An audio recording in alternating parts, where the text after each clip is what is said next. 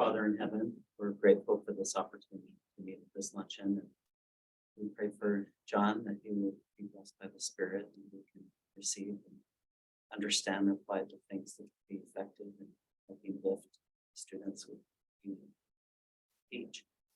We're grateful for the university and grateful for those that are leading it and confidence here some of pray especially for our students as they're in increased pressures at the end of the semester and upcoming finals that they need. So find the peace and comfort of the Spirit in the lives. We say this in Jesus Christ. Amen.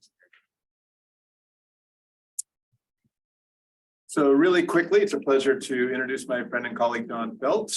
He is a specialist in the history of medieval China. He earned his PhD at Stanford. He joined us here at BYU in 2016.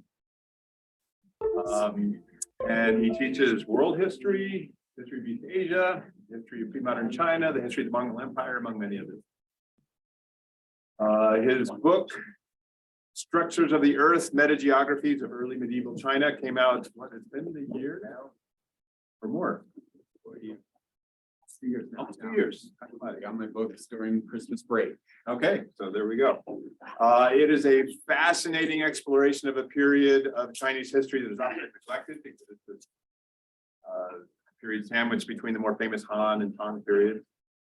And it makes all sorts of interesting arguments, but one of my favorite ones is perhaps we shouldn't be calling this place and people at this time China, which is interesting.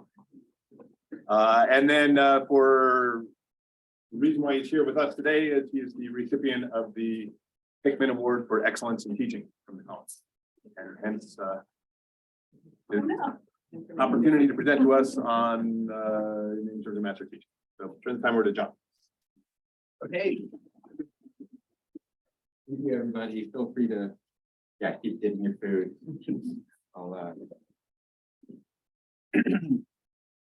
So there are a lot of people, even in this very room, who know a lot more about teaching than I do, who can tell you a lot more about research-based pedagogy than I can.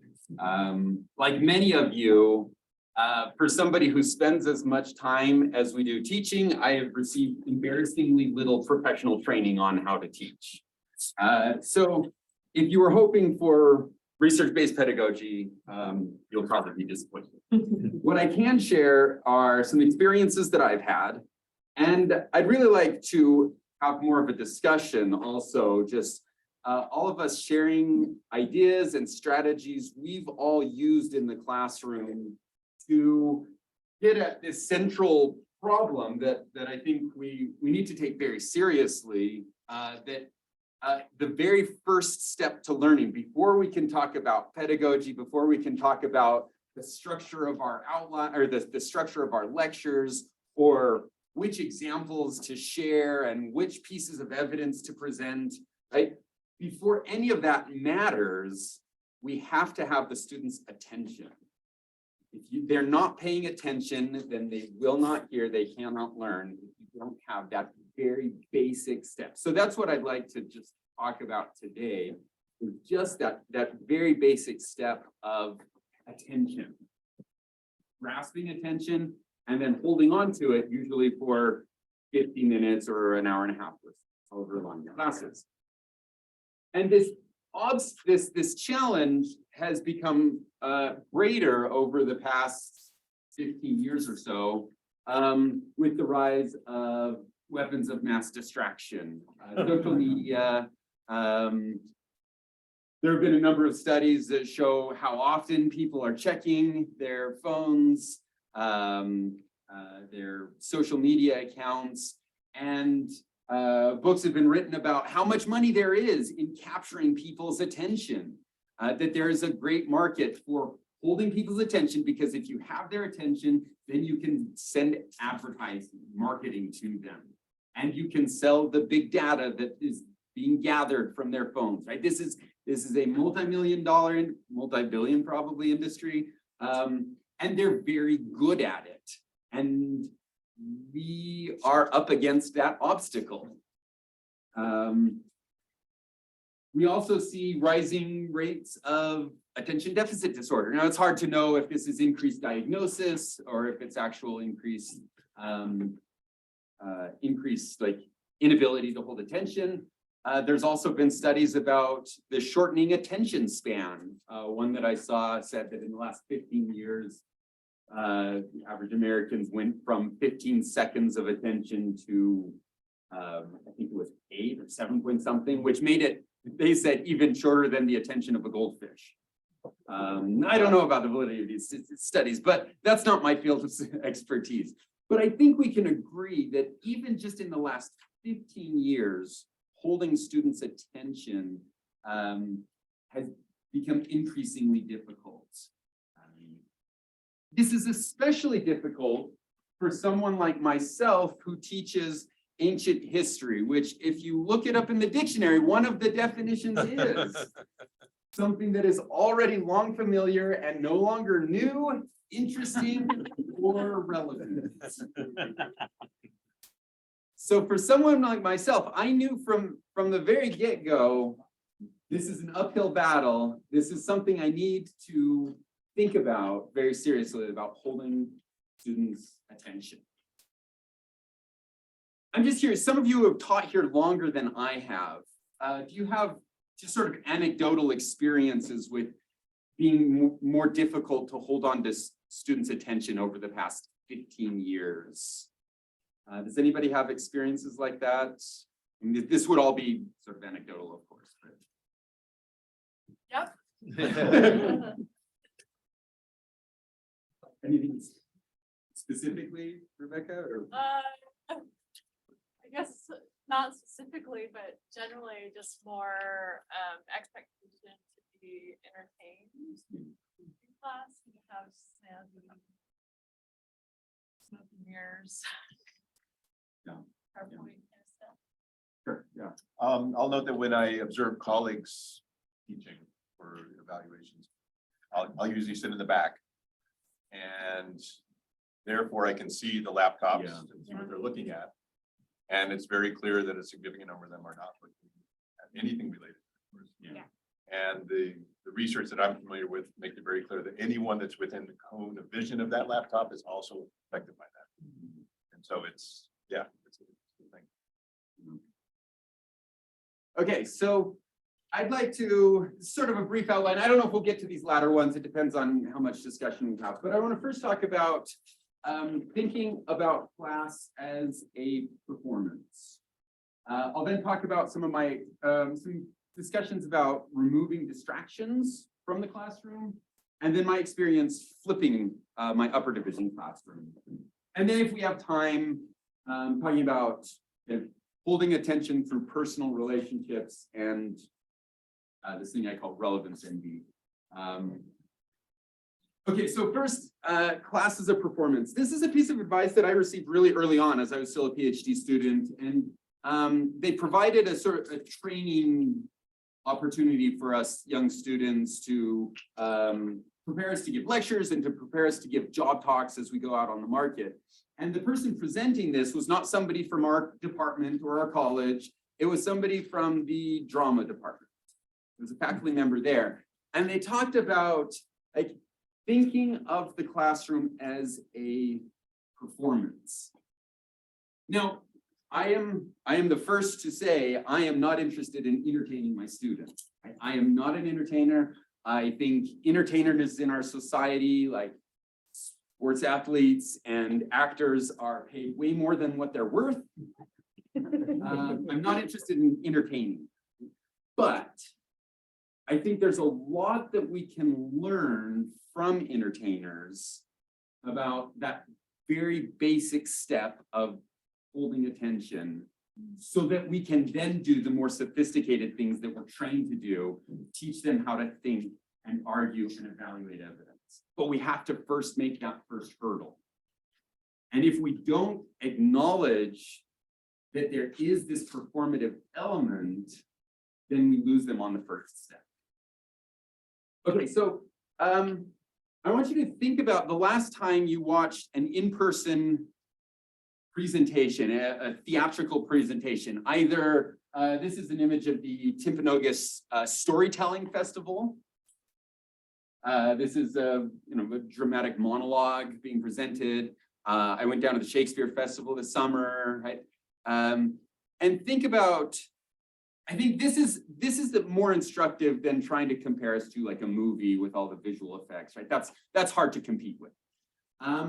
But these people, one person will get up on a stage and hold people's attention for over an hour. And yes, humans are bad at paying attention, but when done well, people are captivated by these stories. They're captivated by these performers. And we can learn a lot from them. Just a couple of examples, right? So first, thinking about the aspect of storytelling and the speed of your dialogue. Dramatic pauses get people's attention. Changing your intonation. A lot of you don't know this about me. I was in the jazz band in high school, and our jazz instructor would always use this line. He really drilled it into our heads. Contrast and variation create excitement and interest for the listener. Contrast and variation create excitement and interest for the listener. Contrast and variation in your tone, in where you're standing, in the speed of your presentation. All of this matters, and it helps students pay attention. We also, these storytellers, what is captivating for people are the stories of individual people. Right? And as social scientists, we deal with facts and figures and graphs and charts and statistics, and those are all really important in what we're trying to teach our students. But I'd encourage you in your presentations of any of these statistics to find the story of an individual person and tell their story. The human mind is hardwired to attach to stories. And these stories, especially of individual people, create an empathetic response for students that they will then draw, that draws their attention for. It's like what Joseph Stalin said, yeah, I know, that's a good source to go to. One death is a tragedy, a million deaths is a statistic. Right? But one death is a tragedy. And a tragedy is an important element of storytelling. Good stories include irony and comedy, metaphor, visualizations, tragedies, and dialogue between people. And when it's like listening to those kind of stories, people pay attention to them. I'll give you a couple of examples. In my world history class, we talk about big issues like the spread of global religions, like Christianity. And one of the principles that we teach about how that happens is that these world religions have to be flexible. They have to be adaptable. They have to be able to move from the native culture that they started off in and find an appealing audience in people of different cultures. And an example I give of this is the Helion. This is a Saxon translation of the New Testament. 9th century translation. They're taking the New Testament and presenting it to this Germanic Norse warrior culture. Okay, so I read a section of this, and this is surprising for most students. They think they know the story of the New Testament. And so I share with them this passage that they think they know and how it was translated into, not just translated, but culturally translated into for a target audience that is a warrior culture. So this is the scene as Jesus has just been up at the Garden of Gethsemane with his apostles, and Judas is coming with the Roman soldiers to arrest him. Christ's warrior companions, those are his 12 disciples. That's how they decide to translate it, right? They're being adaptive, flexible. Christ's warrior companions saw warriors coming up the mountain, making a great din, angry armed men. Judas, the hate-filled man, was showing them the way. Christ's followers, wise men, deeply distressed by this hostile action, held their position in front. They spoke to their chieftain. "My lord chieftain," they said, "if it should be your will that we be impaled here under spear points, wounded by their weapons, then nothing would be as good to us as to die here, pale from the mortal wounds from our chieftain." It gets even better. Then Simon Peter, the mighty, the noble swordsman, flew into a rage. His mind was in such turmoil, he could not speak a single word. His heart became intensely bitter because they wanted to tie up his lord there. So he strode over angrily, and that very daring thing to stand in front of his commander, right in front of his lord, no doubt in his mind, no fearful hesitation in his chest. He drew his blade and struck straight ahead at the first man of the enemy with all the strength in his hands, so that Malchus was cut and wounded on the right side by the sword. His ear was chopped off. He was so badly wounded in the head and that his cheek and ear burst open with mortal wound. Blood gushed out, pouring from the wound. The cheek of the enemy's first hand had been cut open. The men stood back. They were afraid of the slash of the sword. Right, so they think they know the story, but this is a contrast, it's surprise, and it's dramatic. And it's violent and bloody. Right? These are elements that make for a good story.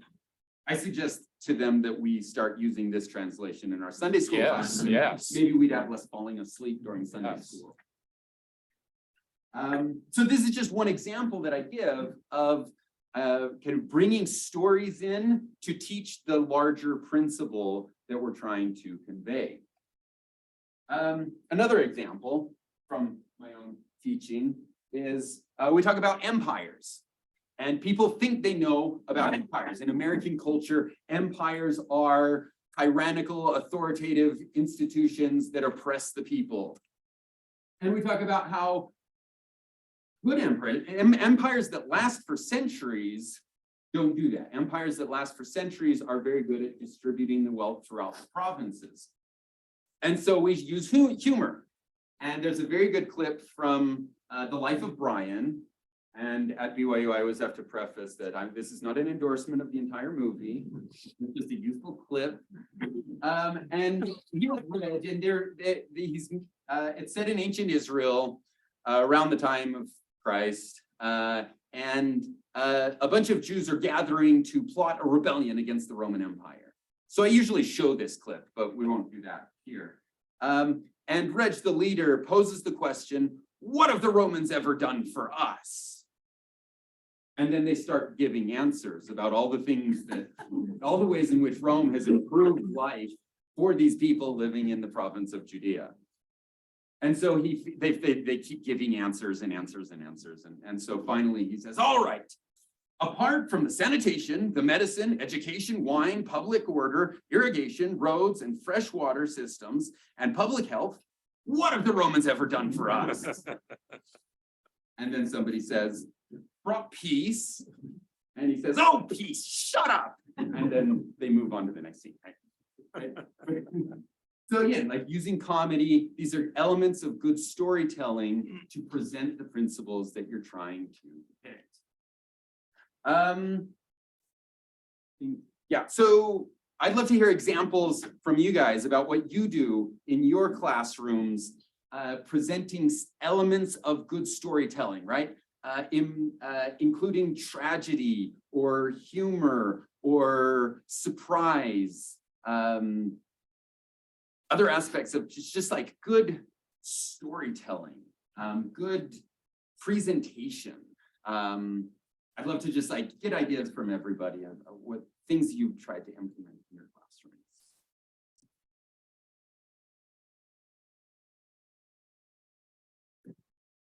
Yeah. I'm not an expert, but I do teach research methods and stats, so I have to keep their attention somehow. And so, just to what you're saying this whole time, once upon a time, I was gonna go be a seminary teacher, a CES guy. And that was the very first thing they told us. They're like, it's not about your spirituality. You have to be an entertainer. The scriptures, they know those stories. You have to make it entertaining for them. And so anyway, just to reinforce everything you're talking about. But one of the things we do, just try and make any funny stats, any funny, examples of research in the past. And I would show them a million slides of spurious relationships that are like Nicolas Cage movies and the number of drownings in the United States, 0.9 correlation, everybody just loves it. But I mean, anything we can do to capture their attention. I often do kind of what you did just now, which you change your voice when you read something. Because a lot of what get stuck in these lectures is we're just going on in our normal tone and intonation, as you say, and then if you can I usually step aside, go to the screen where they can read along with me or something like that, and then I'll read the poem or the short excerpt or whatever else in a slightly different voice. And I think it helps, just that shift of cognition helps wake a lot of the students up that have just kind of started to lose it as you're droning on, talking about world religions, and they need to be flexible, right? And then you give that example, and that just changes the frame. Because I think they need cognitive breaks often, not over an hour and a half. It needs to be like every 10 minutes, something different, a shift in how and what you're presenting. Yeah, we'll get to that in a few minutes. So I don't know if this is a different point you'll make, but I also think that if they can relate to the stories, that is very helpful. So today, I like telling stories sometimes about stuff that happens at BYU. So today I spent some time telling about when BYU invited Vice President Cheney to come. And if anybody was here back then, it was quite the ordeal. And oh, they loved it. Yes. And that illustrated points about domestic. It was a big point about how it was ultimately about anti-torture, the International Anti-Torture Convention, right? Because that's the big abstract idea. But who was in favor of torture? Well, Vice President Cheney favored torture, and then BYU invited him, and everything broke loose. It was a lot of fun. Yeah, like bringing these stories close to home that they can relate to is really great. That reminds me, we talk about hunter-gatherer society at the beginning of World Civ. And that's really hard for students today to try to understand and relate to at a personal level. Well, there was once this BYU student who decided to try an entire year of living as a hunter-gatherer. He would gather nuts and fruits and berries from campus. He decided going to potlucks counted as hunting and gathering. And he says he made it through the entire year, except for once when he had taken a girl on a date and he had to buy her dinner. And that was the one exception for the entire year that this BYU student actually lived as a hunter-gatherer. Yeah, so that's kind of bringing it close to home that they can relate to. Yeah. So I just like some of those other comments, when we talk about like redlining, and the ways the government was colluding to support white supremacy and housing. I'll show maps of Salt Lake and what that looks like. And then how that relates, even though it's a history class, how it relates to health disparities and like the COVID pandemic. Or I'll also try to pick out a map from a town that one of my students is in. They're from, so maybe striking to look at. And like you did with the story of Christ in the New Testament, it seems to be really effective if students think they already know something. And then you tell a story that just completely kind of shifts that framework of what they think they know. Yeah, really great. Yeah. I also think for some reason I don't fully understand, they're extremely interested in our lives.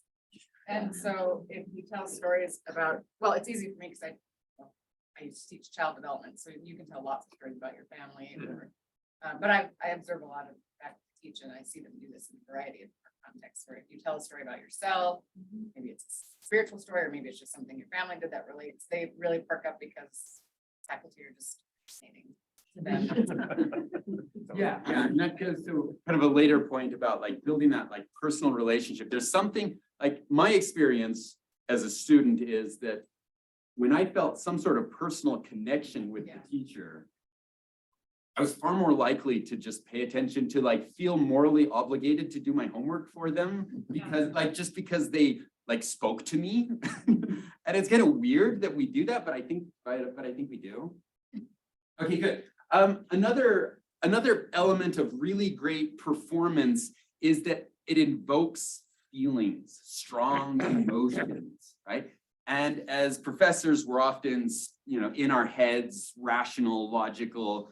But if we want to hold people's attention, evoking strong feelings is really powerful. And as we work in the social sciences, right, there's lots in society to feel disgusted about, or to feel angry about, or to feel joy over. Just a couple of recent examples from my own class. Yesterday, we talked about the Black Death. And so we have images of these people suffering. This became, I've been teaching this for several years, and I kept saying, like, global pandemic, it's just a question of when. It's not a question of whether or not it'll happen. And then COVID comes along. And this lecture became so much more relevant to everybody when COVID came along. And I asked them to put your pencils down, and everybody close your eyes and just try to imagine your life with 30% of the people all around you dying within 5 years, right? What does that look like for your family? What does that look like for your ward community? What does that look like if you're living in a city and a third of the police force is dead? How do you feel? Are you scared? How do you feel when half the doctors are dead? How do you feel when all of the people who supply that city with food, all the people who grow the food and transport it into your city, a third of them are dead? And try to evoke some of the fear that must have been part for these people, and they don't even know why this disease is happening, right? They don't have the medical science that we do. And so then when we get to experiences like scapegoating Jews, right? Not that is at all okay, but you can empathize with these people who are being motivated by fear. So that's a recent example from my class. Another one from my Chinese class that we use a lot that evokes a lot of disgust is foot binding. This is not just wrapping feet so that they're smaller. You break the foot. You start when they're young, 6 years old or so. You fold the toes underneath. You have to wrap it and keep it very clean. This class is the only class I ever have where students want to put their heads down on their desk and not look up. Because, sorry, we're having lunch right now. These are well cared for feet. Right? These are well cared for feet because if you don't keep them wrapped and clean, they start to rot because these toes that are folded underneath are no longer getting any blood circulation. They can rot. The toenails can grow up into the foot. They can smell bad, even when they're well cared for. When the weather's hot or you eat certain things, they can start pussing. Like they're really there's a strong disgust reaction here. And it allows us to talk about larger issues like the cultural construction of beauty, right? For medieval Chinese, this was beautiful, and not even just beautiful, but erotic. and think about how we have cultural constructions of beauty in our own world. And, you know, we don't ask women to bind their feet, something to that scale, but there are ways in which women are asked to do things that harm their body for the pursuit of beauty. And so bring it to their own lives right now, right? So this is, again, just one example that recently happened in class. I'd love to hear other examples of like evoking strong feelings in your classroom setting, ways in which you've done that, and topics around which you've done that. It's worth 50% of your grade.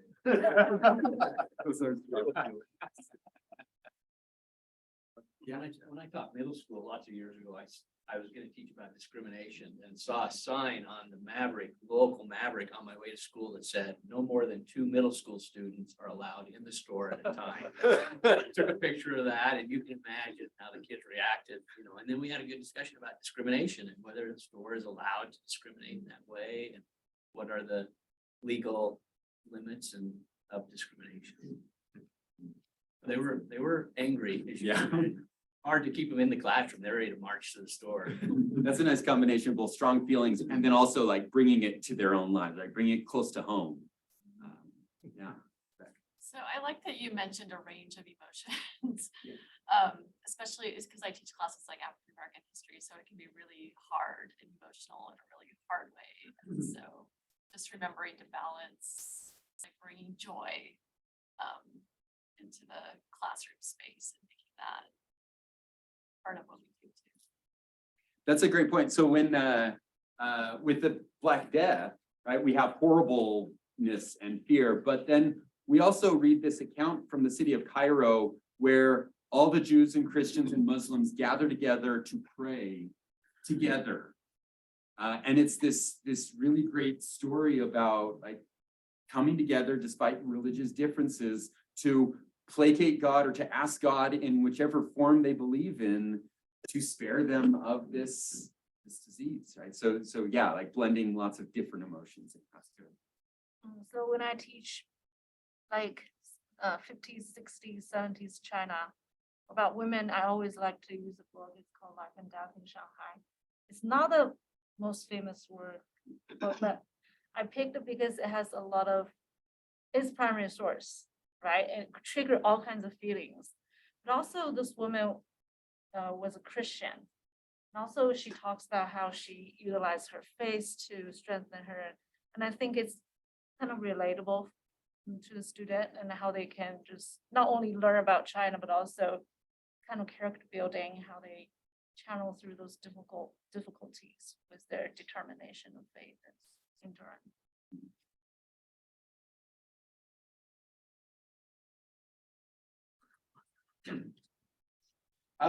The last point, and this goes back to Darren's comment, that plays are divided up into scenes for a reason.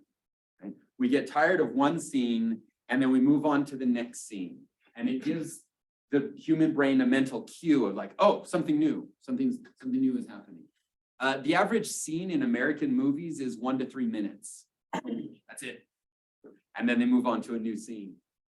So if you're trying to present a 50-minute lecture, that's going to be really hard to pay attention to. But you can think about ways of dividing that 50-minute segment up into shorter segments. Something that forces the students to look up from their screen, whatever it is they're distracting, and like, oh, wait, something different is happening. Again, this quote from my band teacher, right? Contrast and variation create excitement and interest for the listener. So there are lots of strategies for doing this. These are some that I use regularly in the classroom. Having us pause and say, okay, we talked about this thing in a previous lecture. Everybody turn to your neighbor and explain this for 1 minute, and then we'll move on. Think, pair, share is one that I use a lot. Everybody pair up with the person next to you and share some thoughts about this thing, this question that I just asked. I sometimes bring objects as like a show and tell. Funny story about this one. I was doing physical therapy one day at the physical therapist's office. And of course, the physical therapist does something, but then it's their helpers that sort of actually spend time with you. And many of these are BYU students. And so I mentioned that I teach here at BYU, and he said that his roommate has this teacher. Oh yeah, I mentioned that I teach World Civ.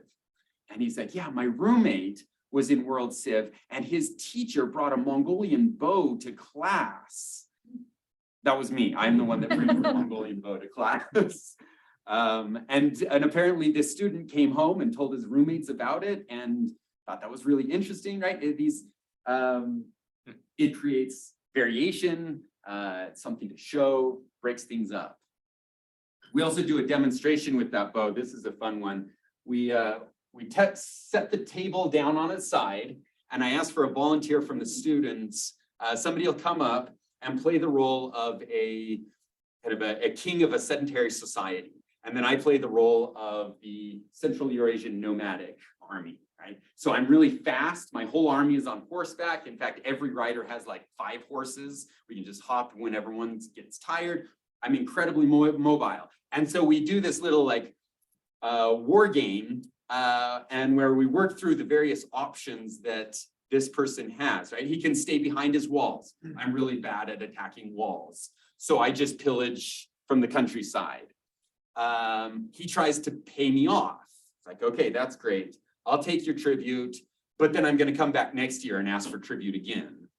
And so that's not a good option. And so we role play this, and sometimes he can't think of any more options. So we'll phone a friend and have, students from the classroom offer up more suggestions of how can we solve this nomadic army problem that we have. And so we do this little exercise, and we ultimately end up with the least bad solution, because there are no good solutions to this problem. The least bad solution is to a phrase that the Chinese call use the barbarians to fight the barbarians. So you hire other nomadic groups to protect your frontier from the other. No. Anyway, so this is just like a role-playing game, not a role-playing game, a little like strategizing game. Anyway, that we do to break up the class, right? Video clips. There's lots of ways to do this, but the point is breaking the class up into smaller segments so that it holds people's attention.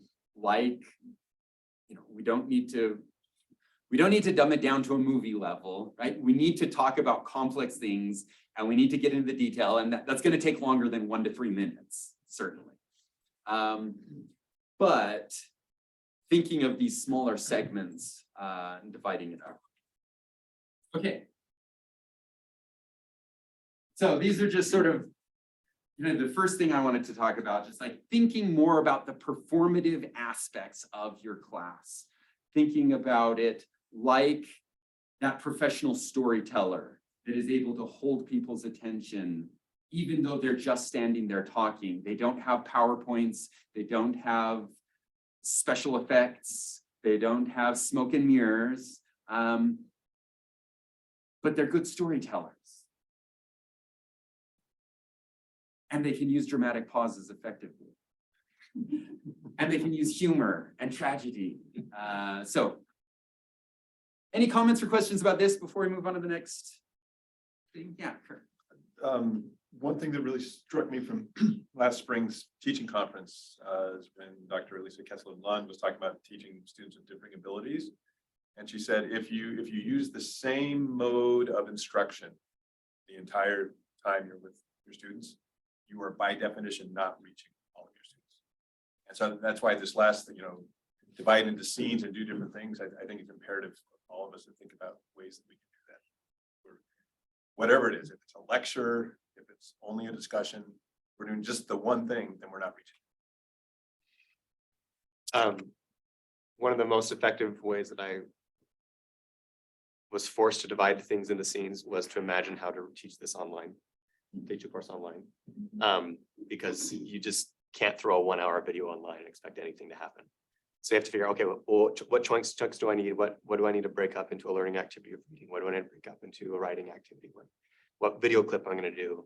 And that, even if you're not going to teach online, I just think that's a good exercise to go through and think, how would I rethink this if someone was just going to on their own do this content without me there standing over them, making it happen. And that's just a good kind of exercise for reimagining what it might look like. The next thing I want to ask is more a question for you all, because so one solution to the attention problem is to do better at drawing attention, right? The other solution is to remove distractions. I've not done much of this, but it seems like this could be low-hanging fruit. And I'm curious if any of you have tried some of these things. For example, like I've just sort of taken it for granted. As I was thinking through this presentation, I realized I've just taken it for granted that students know they shouldn't get on social media in the middle of class. I've never explicitly said that in class. And I wonder if anybody has. Obviously, like some people will do it anyway. But I think some people, if reminded regularly, it might decrease the number. I don't know. I don't know if anybody has presented evidence to their classroom about how ineffective multitasking is. People think they can, but they actually can't. I know when I was a student, there were some faculty who would say like no computers in the classroom. We might be past that as even a possibility at this point. I'm curious if any of you have tried any of these things to remove distractions from the classroom, because this is not something I've done much with, but it seems like there's some potential there. I'm curious experience. So I've done all of those. And they do make a difference, but I've found myself post-COVID rolling it back. And also just with the number of accommodations where students need to be able to have accommodations to be able to use a computer or to have somebody else taking notes for them and not kind of, single somebody out. So I feel like I'm less able to do this to that effect. So I don't know if anybody else. I have student Googling things and search things sometimes. So if that, I spot that, sometimes they giggle. So I would pause the class. I don't know how to deal with this because there's students do online shopping. There's nothing I can do about it. But if they Google things and giggle, I pause the class and I would say, hey, what's fun? And then that student would share. I'm like, oh, that's cool. So then we kind of print it out. Okay, let's get done with this. Let's come back to the class. Then some of them would shut the computer and come back to the class literally. So, but I don't know how to do, but that's what I did. And actually that's what I've been doing. So just literally call out, but then it's not embarrassing. It's like, oh, what's fun? Tell us about it. And that student, okay, told us like 30 minutes later, a minute later, let's stop having fun and come back to the class. Hearing this conversation was the primary reason I signed up to come to the luncheon. This is funny. And there's a real tension for me that I'd love to hear people talk about. But, and that tension is the need to think about some of these things, the need to be more performative, to grab their attention, versus the student is primarily responsible for her learning. And I need to treat the student in a more adult-like, not a middle school fashion. And that tension is pretty real for me. And I probably go a little bit too much on the student is in charge of her own learning. Although I've taken some nice notes about things I think I probably should be doing, but I really like to hear how other people deal with this. One thing I've done is, well, I kind of take it personally. If the student's not paying attention, if they're on their computer, then I'm like, oh, I must not be doing something. But I don't really have the answer, but I do, if I walk around the classroom, they're less likely to shop class. And learning their names and, just having everybody be part of the conversation helps, but it's hard when you have a bigger class. So I'm appreciating it. The best strategy I found for, excuse me, for reducing distractions, I don't know if removing them is possible, is to do some of what we already talked about, and that was sort of vary activities throughout class, right? If you're regularly breaking them into groups or pairs and asking them to discuss something, it's much harder for them to be online shopping and doing that instead of when I'm just lecturing and they can tune me out, right? But the second way is to use the computer as a tool in the classroom instead of something, the computers can be used for so much more than note taking, right? And so I teach family history classes, so we're regularly on Family Search or Ancestry or looking at this or that database, right, online. And so they're actively doing these things, or they're transcribing a document, they're pulling up something there. And that way the computer becomes a tool as opposed to a distraction. Yeah. It kind of changes based on the classes, right? Sure. I teach the research and stats, and as I mentioned, the master's students, super driven, scared out of their minds for this class. And I don't have to keep their attention. I mean, they are just so scared that they're gonna miss something. And I think part of that is that there's quizzes every day and there's tests, and it's everything I'm talking about is super relevant. So if they check out for a class or they miss a few minutes here or there, they're gonna miss some content. So I think to some extent, maybe with the rigor of the class or making sure that what you're talking about is actually relevant to them for their learning can be helpful. But then I have my one undergraduate class is an intro to social work, and I do the no computer rule. And in that one, we just pare it down, and it's a fun, very entertaining, get their attention, change things all the time. It's just a very different class. But I do have to say, put the computer away because they're not going to be tested on everything. We have no tests in the class, right? It's a very different style of class. So for me, it's just very different based on the class. Oh, I was just gonna say, I've done the top two, and one thing I find more effective is if I really point out to them the research on how much what they're doing is hurting the person next to them. Because they care more about the person next to them than they do about their own learning sometimes in that moment. So, but I have to remind them multiple times throughout the semester. But if I share the statistics with them and let them know, and then sometimes those people will just sit in the back row away from people and do their computer, and I guess then that's, like Alan said, that's their choice to do that, but I find they're more likely to worry about hurting someone else's learning. That's interesting. Do you have a screen with that research, a slide that you could share or something like that? I don't have a slide, but I Do you? Could you share that with Sam or somebody? Yeah, that'd be great.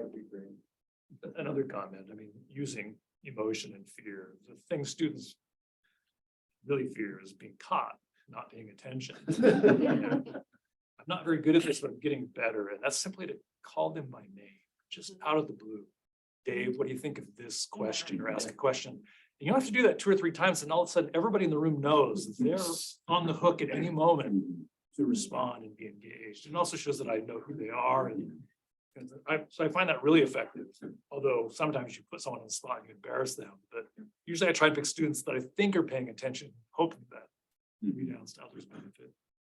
And of course, there's a difference here between like a big GE class with That's right. 150 It's hard. students. The obstacles are just magnified in that, but yeah, as much as possible, trying to implement these on the big classes. We also have to differentiate between students that are being distracted because they have devices, they have phones. And then students who are not present because they have mental health issues, or are not present because they have depression, or they have a life situation to deal with as well. So what is our role then as teachers in terms of trying to make them present in the classroom versus there are just other things that might take my attention away from them? One thing that worked well when we were all on Zoom classrooms, I did a fishbowl activity, which is basically the whole class is divided into groups. And I assign one group just kind of out of the blue. All right, group 16, your now screens are on and everyone else is off, and we're just going to talk to you right now. And that made it a group thing. So if there's one individual that wasn't going to be comfortable in that situation, they didn't necessarily have to participate. But we still had kind of that focus on the group. And then every other group knew that I could at any moment say, group 21, it's your turn. And we're going to talk to you. I haven't quite figured out how to do that in person yet, but it kind of worked really well. That was a function on Zoom, right? Yeah. Just check, are we supposed to end at 1 or go 50? Oh, you have 1 at the latest, yeah. Okay, maybe one more comment and then say something after that. You wanna go ahead? So, yeah, I don't know, I was really struck by your comment. Because, you know, I think it's important to remember that these students have tons of stuff going on in their lives, right? And I will sometimes, I am not shy about it, I will sometimes call people out, and I actually sometimes try to zero in on people who I think are not paying attention, actually, I go the opposite way. But then they'll say things to me after class like, oh, I'm so sorry, I really wasn't paying attention, you know, my parents were opening their mission call at that moment. And they chose to come to class that day anyway, and they just really wanted to know. And if they didn't have access to their phone, would they really be paying more attention to me? Or maybe the fact that they could say, oh, wow, they're going there, you know? And so I'm kind of more with you, Alan, because I'm like, I put the learning more on them because I feel like when I make rules like this, how can they apply to everybody? Because everybody has such an individual circumstance. Or maybe sometimes I've had a student say, oh, I'm so sorry, I just didn't sleep last night, right? I had nightmares and I'm so sorry, you know. And so I try not to make these kinds of rules because I don't see how they apply to everybody at all times. Yeah, I mean, I think I definitely err on the side of teach correct principles and let them govern themselves. And let them take accountability and consequences of those choices themselves. But this is really helpful. I'm glad you shared these. Yeah, I was really curious what you all kind of experienced around this topic. Just for the last couple minutes, I'll just share my experience with a flipped classroom. So I did this after COVID. So if you're not familiar, a flipped classroom is where you present the lecture as a video ahead of time. So they do the reading, they listen to you lecture ahead of time so that when they come to class, you can do things like class discussions or Q&As. That's what I've mostly done. So they do the video lecture ahead of time. And then it's kind of like magic. They show up to class knowing things that I didn't tell them, or I don't feel like I told them because they watched these past lectures. It does mean that I need to watch my own lectures, which is painful sometimes. Yeah. But I can watch it at 2 times the speed. And so I get through them pretty quickly just to refresh my memory. It's like, oh, that's what I told them. I remember now. And then I divided my class into 2 sections. So that drops the enrollment in half, basically, so we can have a smaller group discussion. And so I do this with my upper division class. So we have the dragons and the phoenixes.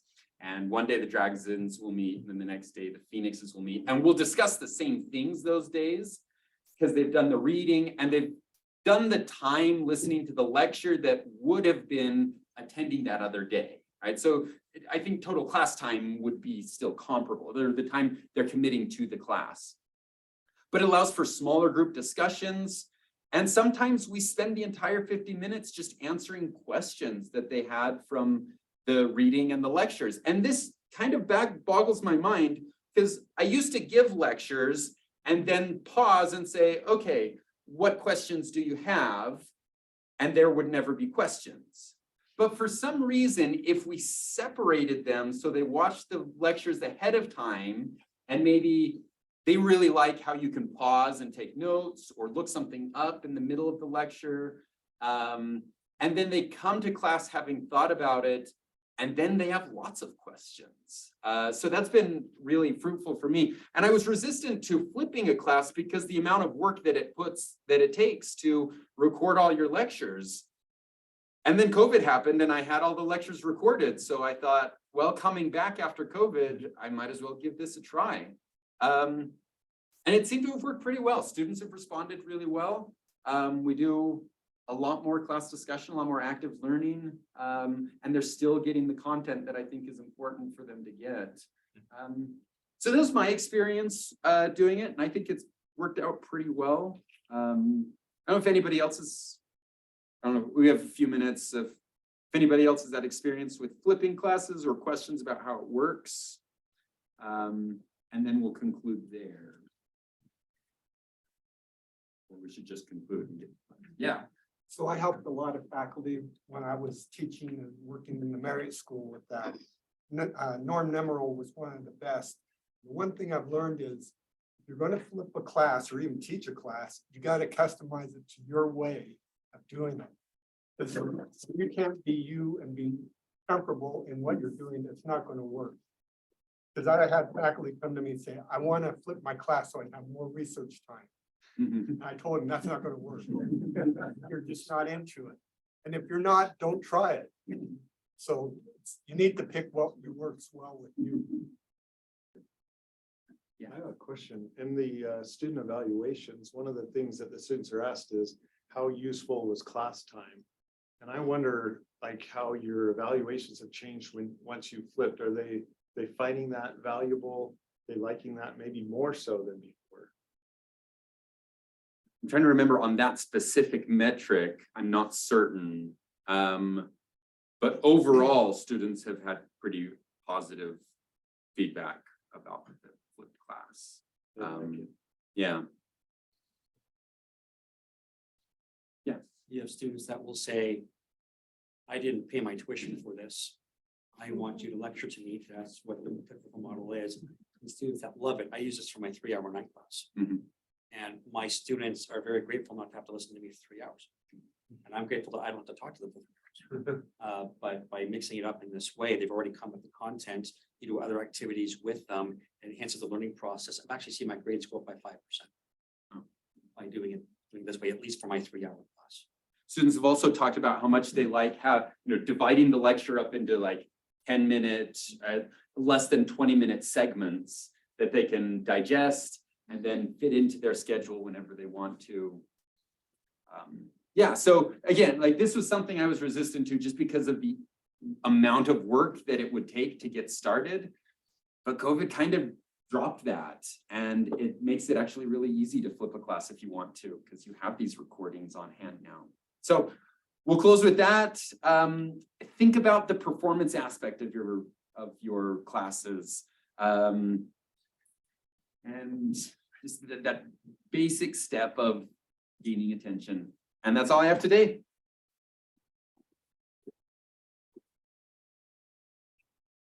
Thanks, John. Thank you all for coming. That was a great discussion.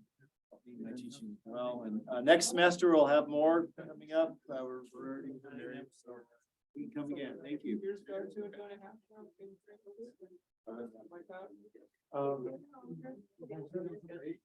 He has recently got the idea. I know. Or so.